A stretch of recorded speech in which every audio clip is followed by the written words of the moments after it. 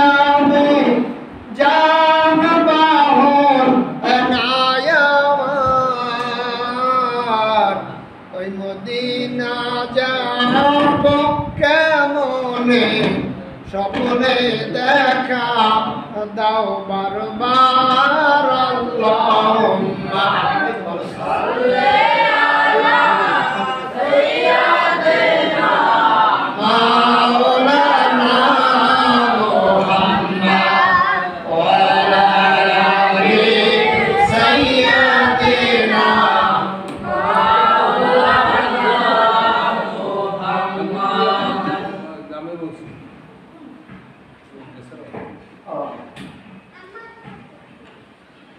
আলহামদুলিল্লাহ